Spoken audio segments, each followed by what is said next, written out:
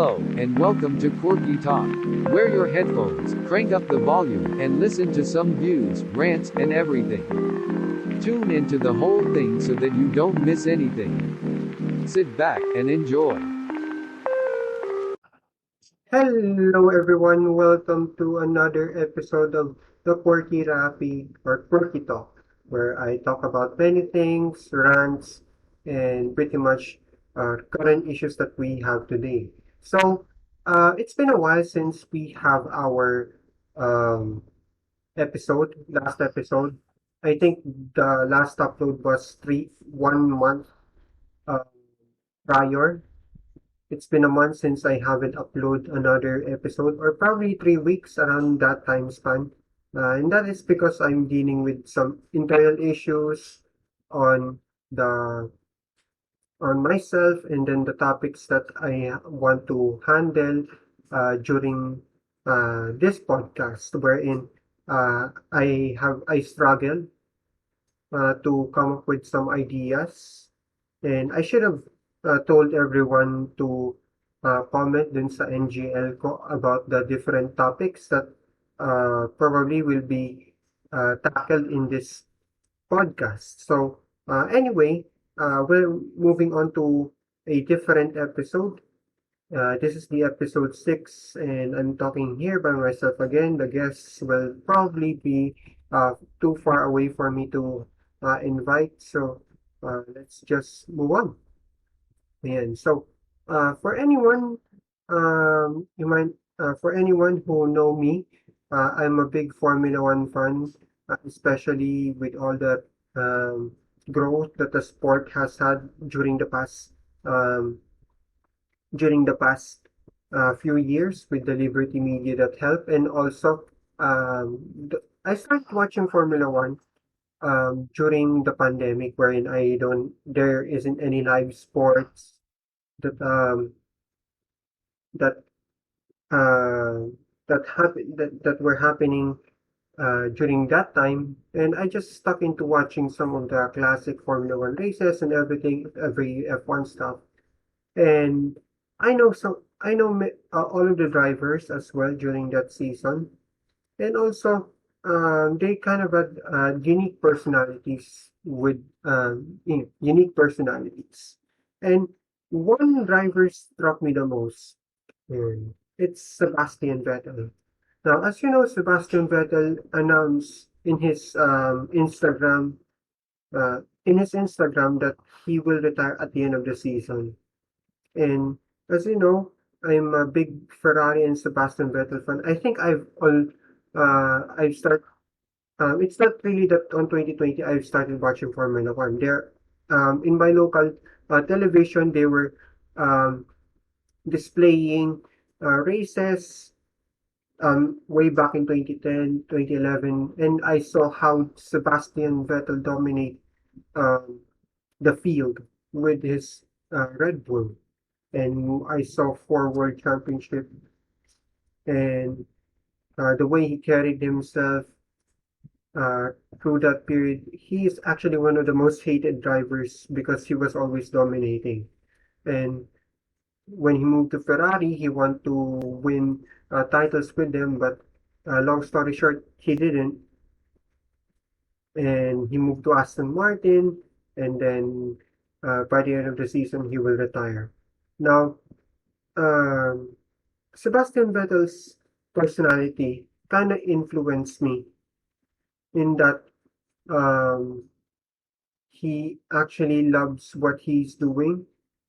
He actually is an advocate for many causes that probably everyone is dealing with. He's an advocate of nature, although racing in Formula One, it doesn't really help you to emit some of the pollution that you go race by race. But I like his style. I like his demeanor. I like his approach to everything, from the media, the way he carry himself, especially the old especially the older version of Seb. The way he speaks, probably it influenced me on how do I teach my students. the tone of his voice. There are sometimes I speak like Sebastian Vettel, and the way he actually knows the history, his knowledge, his IQ really helped me on how to understand and kind of upgraded myself into somewhat of an approachable person because I feel like if I speak on a certain tone, then probably they might understand me. And that certain tone is somewhat similar to Seb. Really, it's somewhat similar to Seb. It's actually um, really it amazes me how did I get such um, how did Seb influence during this time. Hmm. I He is one of my idols. It's because not only for his overwhelming during that time he has overwhelming pace, but also his demeanor. And I will miss him racing, and we will all miss him on top at the paddock. We can actually uh, be like Seb. We can actually be like Seb in terms of his approach to everything, being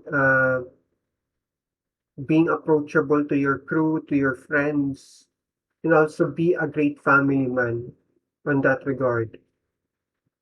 And not only that, the way he mentors Mick, he is actually developing, he is actually helping Mick to at least do the bare minimum in Formula One because you know what happened to Mick's father Michael, and he's not there to guide him.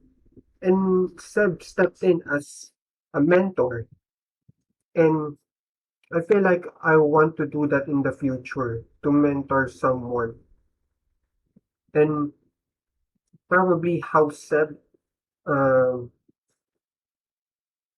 uh, influences me in terms of how do I approach life is that you have to endure some of the pain that is out of your control, and also some things in life really doesn't go in your way, just like his days in Ferrari. I think Vettel could have won one or two titles with Ferrari, but uh, things didn't go his way. Probably it's because of the team or himself. But again, there are some regrets in life that you could have done in the biggest stage and still you didn't perform. You wish you had performed better. And I think that would be the one of the guidelines in my life is that when you are given the opportunity, at least luck and your skill will come into your way. Luck and skill goes hand in hand, and I think that would be um, key to any successful driver, or in that, or in his influence in my life. Probably it will help me to at least have a bit of luck. But I think you can uh, you can what is it called? You can create your own luck in many ways. So I think that's how Sebastian Vettel influenced me from the way he speaks, his approach to different facets, not only on racing but also in life, and also he has empathy to every uh, every what do you call this? He has empathy not only to the racing itself but also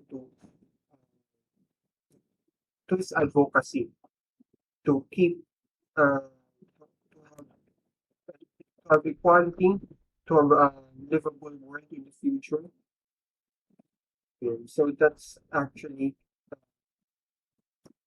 having a driver like him, although I'm not really a driver, but a person like him would definitely uh, influence me especially during these trying times where I struggle with who I am. I probably cling on Steph. And so that's how Sebastian Vettel influenced me. And so the next topic that I want to share to you is how do I deal with anxiety? So as you know, because I haven't uploaded yet, uploaded too much during the past couple of weeks. It's because of anxiety um that I have what do you call this one? That I've experienced. And now it's really hard for me to cure anxiety because first of all it's in your mind. You cannot actually deal with some patches and band-aids to the point that it will completely heal for a certain amount of time. And I think that's one of the main reasons why I haven't developed fully as a person, especially during this age where I have to deal with my relations to other people. But then again, anxiety kicks in um, every event of my life for the majority of my life, where I deal instead of feeling brave, I actually feel anxious on everything, on every new opportunity. Instead of the the first feeling that I uh, experience on every new opportunity, instead of being brave, I feel pessimistic on what would happen if I fail, and that causes me to be anxious every time, and it doesn't go away in my head right away. And with that, I I kind of build anxiety probably a lot during my whole life. And it is really hard for me since it kind of affects how I approach people, how I uh, solve certain things. Instead of I am looking for a resolution, I instead looking for a way out. I'm instead of looking at what can I be when I'm successful, I'm more of I think more of what if I fail, and that would not really encourage me as a teacher. It would not really be a suitable thing to have that mentality. You just need to be you just need to think of success, the knowledge that will go under that will that you will gain in after you graduated. But for me, there failure when I failure is the first thing that comes into my mind. There is there's an aspect of me to fail, and there's an aspect in me to uh what if I deal or what if I'm being seen as a failure. And again, I'm that kind of person who actually fears to fail. But in my mind, I actually think of failing. So there's a bit of a double-edged sword when it comes to thinking about everything. I think of the negatives instead of the positives. I think of what will I fall onto when I fail this. And that's how my mind works. It's full of anxiety, how I actually present uh, present myself in the different situations that I deal with. And it's really alarming because I am now an adult and there are more challenges that I have to face. And there are still um, troubles that will come into my way. And if I don't fix this, then probably I might it will greatly affect not only my mental health but also my physical health. If I think of this, it will really put my body down. I think I've experienced that multiple times where I feel sick when I should not be. And uh, being sick is not really an option anymore. It's not really um, an excuse anymore as an adult. You should be strong. But again, there are times that we are being pushed down, and I think being pushed down would catapult, would help you to realize that your lowest point in your life is not really the lowest point. It will go even down. And in order for you to not go down is to give hope on yourself that that anxiety will turn into something that that will anxiety will turn into hope and optimism. That's my message on that. And so basically dealing with anxiety, there are a lot of things on how to solve that. First is that you need to give hope for yourself. Always give hope to yourself. Always uh, be optimist. Always look at look things on a bigger picture. Always see things and plan everything out. Plan everything out in order for you to not add that shock factor to your anxiety. Because again, anxiety cannot really be cured right away. But if you put your mindset little by little to be an optimist, to be hopeful to yourself, to give hope for yourself and to others that you will be okay. It's okay not to be okay, but you always strive to be okay. And it will be, you need to find the right balance on where to cry and where to put uh, courage onto yourself. Because again, life will be tough, especially now. And there are some things that you cannot that are outside of your control. So all you have, so you can, what you can do is to hope for yourself. Because if you uh, give hope to yourself, you will know what is your end goal, and that might ease some of your anxiety that you are thinking about what will be your what will be your life like in the future. And next, um, always talk to people. Now, this is the hardest thing for me is the talking to people, and what really compounded me to talk about this is because I'm actually on a sad state. I mean, not really on a sad state, but I cannot. There are some things that I cannot talk personally talk about, but I'm talking about it on a podcast. You know, I tell this on a public platform. But the thing is, in private, I do not really talk about, or I do not really talk to people that much. Mainly it's because of my restrictive nature that I'm not an initiator of talks. I just need someone to be with me, and that's it. That would really make my hour or day. But somehow I cannot really initiate talks, and that is actually one of my uh, anxieties is that people are not approachable. I am not approachable. So for you to not be like me, always be approachable. Always be a good person to everyone.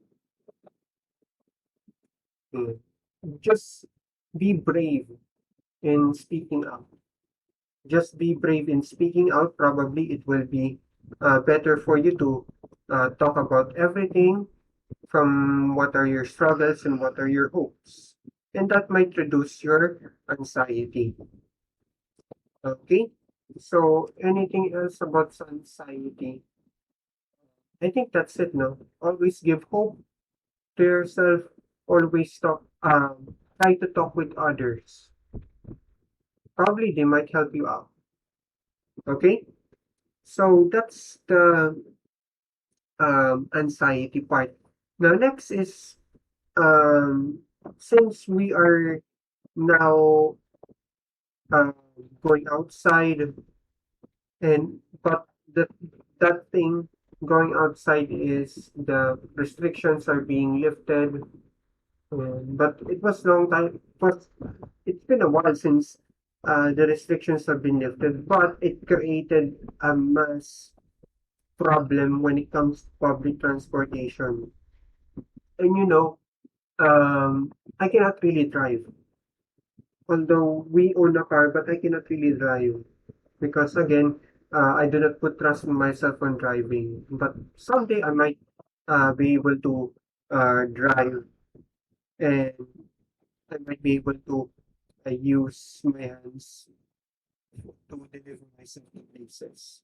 But anyway, as a commuter, it's a tough environment to live in the Philippines as a commuter. Why? First is the uh, system system of getting places from one place to another. You have the MRT and LRT, which is um, it is far from decent. I do not say it's far from perfect, but far from being at least a decent of transportation. Why? Long queues, outdated trains. Although there are some trains on the way, but still, um, it doesn't really help that you have limited um, lines of trains. You have limited in turn that would create a centralized, compact of people. They're trying to go to one place, but with so many people, they're only relying on uh, a number of options. And having a public transportation system which is uh, really limited to its capabilities, or at least would provide a decent service for the population that we have right now, it's not really, it is becoming a nightmare for everyone.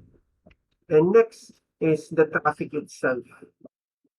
Aside from having a limited train station, a limited train system, the traffic itself, because of the we we actually modeled ourselves into American system where we provide spaces for cars, but also we actually compromise that with lackluster transport system.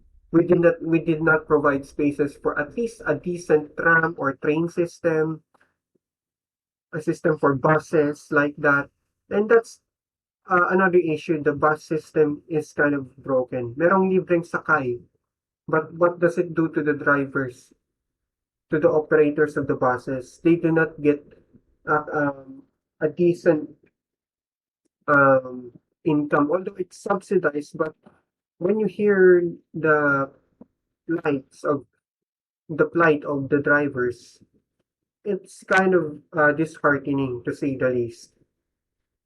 They are not getting paid in some sort, and because it's free, people are flocking into it. Therefore, lines, creating long lines from block to block, all the way to the train station. It is something that you should not be experiencing. It is something that you should not be experiencing, at least for a worker. An average worker should not experience long lines like those. Because not only that it will waste your time doing productive things, but also it should not waste your energy waking up early and having that energy put into the stress of commuting will actually drain your energy going to work. And if you go home, you will not have time for your family. See, that's how uh, an average worker, every Filipino, is actually suffering from long lines, of transportation, and not to mention that with not only with the long lines but also the traffic. So you've wasted a lot of time commuting, and it actually drains your work time as well. You go to your workplace and say na, na-late ako, sorry boss, na-late ako. Which is actually an excuse. It should be excusable, but it kind of drains off your work time. It kind of, uh, it is deductive to your wage. It's somehow one of the most, it is somehow not avoidable. Not, you cannot avoid traffic, and it is still uh, reduces your pay for that day. And I cannot really comprehend that. It is something that you cannot control, even if you wake up early. Even if you wake up early, when you're getting stuck in traffic and you're late for and you're running for your work and you're still late for something that is uncontrollable, that's kind of a ridiculous thing. And not only that, it will actually reduce the productivity. You will lose um, companies and corporations, especially or everyone in every sector, especially in business. They lose a lot of money because of traffic. Any time that you are wasting because of traffic can cost you a lot of money. I think there's a research a few years ago saying that we're losing billions because of traffic. The time that could have been used for productivity is being wasted because of traffic. So, I think I cannot really provide any solution for that because my solutions are too idealistic to say the least. And some of the ideas that I have now is improve the public transport system, improve it. Simple as that. Provide. I think provide the government should provide uh, at least or take control of some of the public transport systems and the operations of it. At least the drivers should be the employees of the government. They should be the employees of the government with subsidized salaries so that it will be accessible, so that they will be paid accordingly. But then again, they should be paid according to their rate of work because they're delivering people to places every day, no? And then also, again, provide an overhaul to the transport system because again, the long lines and also the transport systems, especially the train, it should be fixed. Not only on the metros, but also um, in the provinces as well.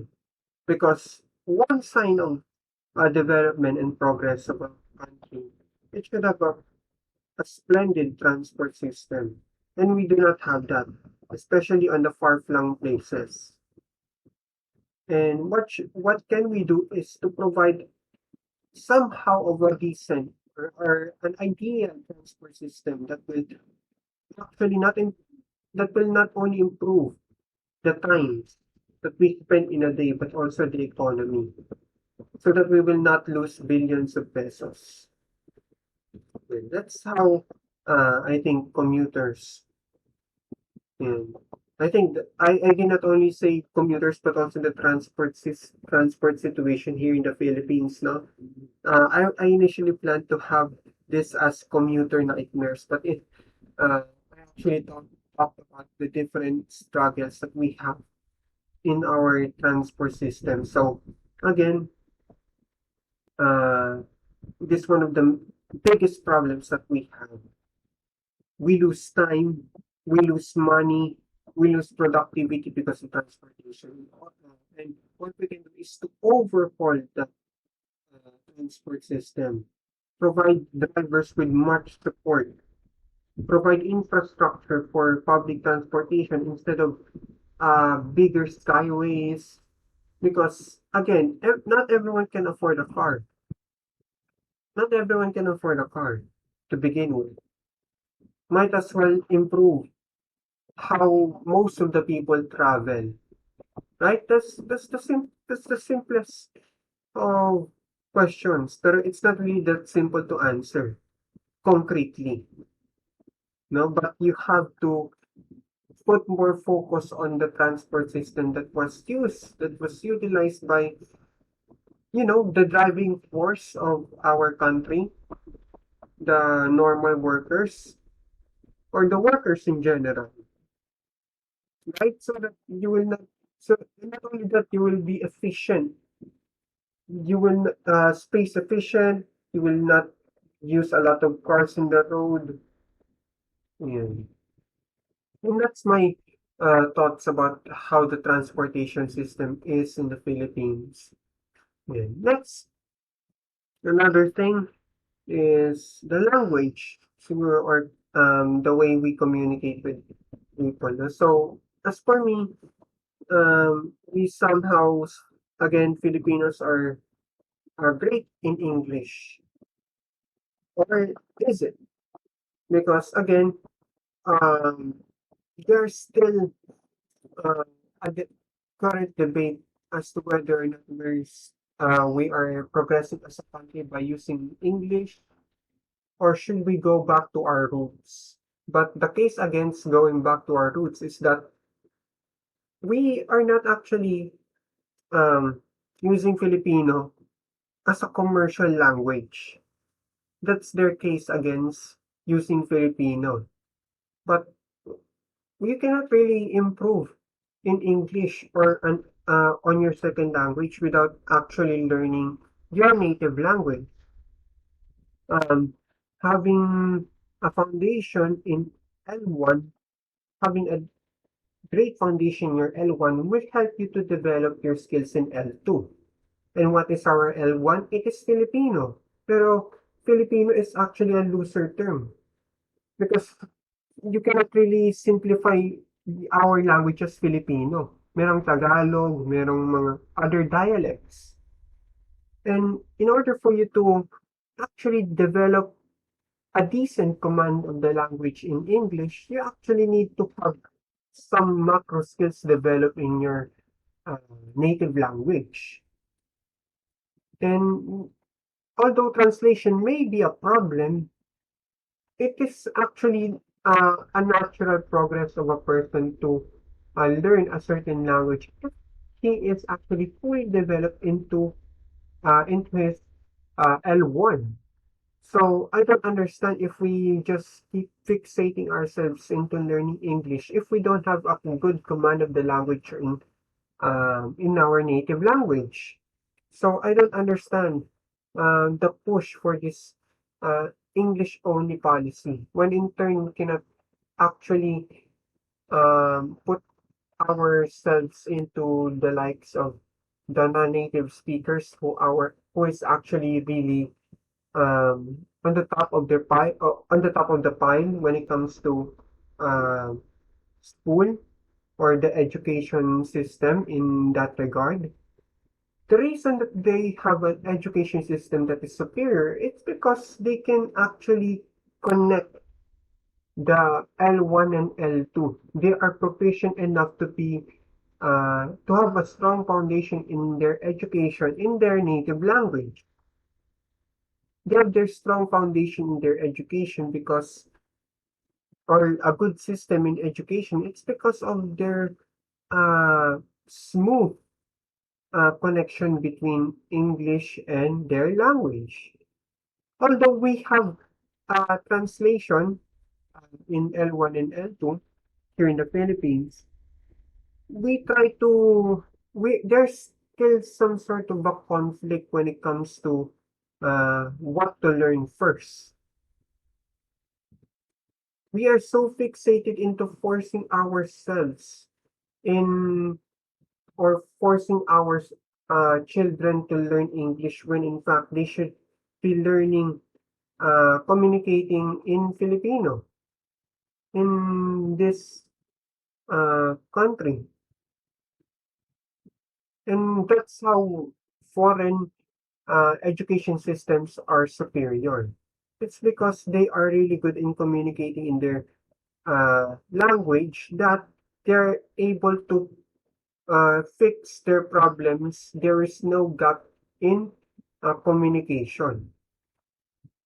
While us, there's still a lot of gaps to be filled in terms of how do we communicate, how do we um, deal with problems in terms of communication. And my communication, uh, this communication that I'm talking about is more of a language thing. Okay, just so you know. And uh, it hurts me uh, a bit. As a teacher because there's a lot of potential here in the Philippines that we can actually be like other countries in their education system. But we are so fixated in the past that we cannot actually progress. Like forcing us to learn English when we are not really fluent in Tagalog. That is harmful for the children. So they need to be actually develop their love for language. Make meaning of the language instead of using language as a productive thing for the future. That is secondary. Okay? That is secondary in terms of having a commercial English in your mind. You should prioritize to make meaning, to fall in love with the language instead of uh, forcing ourselves to put English as a commercial product, as a capitalistic product. Because that is happening actually in most of the countries where we use only in where we are seeing English as a way of a commercial uh, tool, which is you cannot really deny that it is a commercial tool. But for us, no, we are focusing on that aspect only. So we need to develop something that is actually that makes kids fall in love not only on their native language, but also, you know, that's the first thing. Fall in love with your native language, be fluent on it, and then train yourself to love, to have that same type of love with your native language to English. Because again, in order for you to be good at something, you need to fall in love with it. You cannot really put futility between something that you are trying to be and yourself. You cannot put futility between you and the language. Okay? So again, putting aside the differences, putting aside, or not really putting aside the differences, but to solve the differences, to solve those gaps in communication, we actually need to solve the communication. We need to solve our roots as well in order for us to be fluent in English as a second language in which we are trying to push on. Because again, our major language is Filipino and English, but Filipino is a loose story. So you need to have a great mother tongue, fall in love with the language, learn English, and fall in love with that too. The same way you fall in love with your mother tongue. And that's my take on how language or communication is approached here in our country. And I think that's it for now. Um, there's a topics that I may line up, but again, as I've said before, I'm only solo, so I'm speaking only for myself. And because of that, there's some sort of a fatigue. And kung nagsasalita ka na mag-isa, there's a fatigue. And so I can only talk for some time. So I think that's enough for today. So again, thank you for listening. And if you like this podcast, make sure to like and subscribe. Comment what you're thinking of on the topics that I've talked about in this episode. So thank you, and I'll see you next time. Peace out.